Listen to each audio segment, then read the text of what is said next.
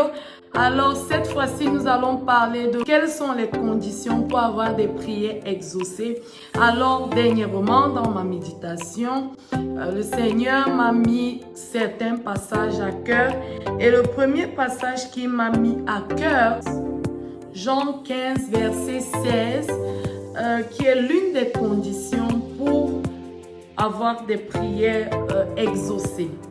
Donc, je lis dans la version Louis II en Jésus-Christ.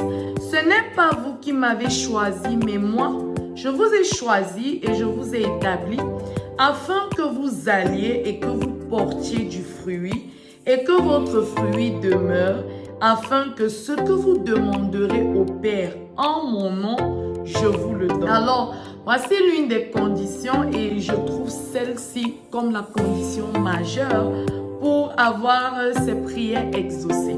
Alors le Seigneur nous dit tout simplement ici, si tu as été choisi, ce n'est pas juste pour s'asseoir là et dire, ben voilà, je suis enfant de Dieu, je mène ma petite vie de chrétien, je suis chez moi, je cherche le problème à personne, je ne parle pas de Christ à quelqu'un, j'évite les problèmes, je préfère m'asseoir dans mon canapé. Mais le Seigneur te dit alors, non, non.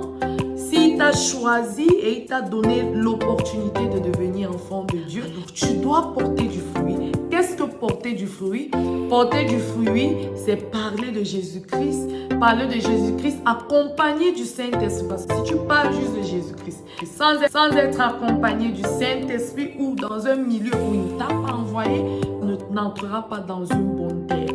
Mais si tu es conduit par le Saint-Esprit qui te dit ici, parle de Jésus-Christ, ici, évangélise. Alors tu dois le faire pour l'avancement de son royaume. Et porter du fruit n'est pas seulement parler de la parole de Dieu autour de nous, c'est également avoir des comportements qui concordent avec la parole de Dieu. C'est-à-dire respecter ses commandements parce qu'il dit dans Jean 14 que celui qui m'aime, c'est celui qui garde mes commandements. Mais est-ce que tu aimes Jésus?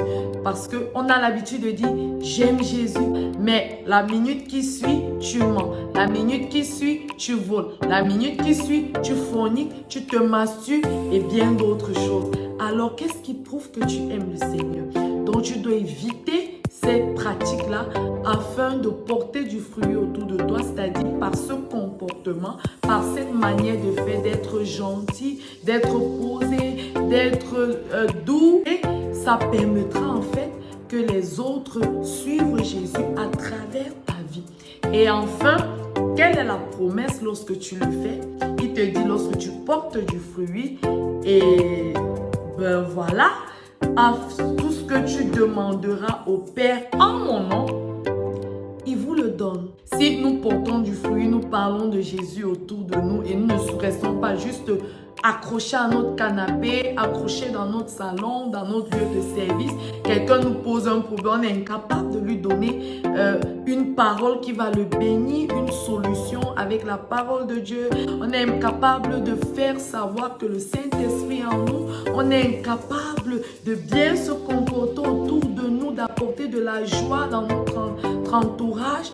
Alors, si tu ne veux pas porter du fruit, tu ne peux pas t'en sortir, tu ne peux pas avoir ce que le Seigneur a réservé pour toi.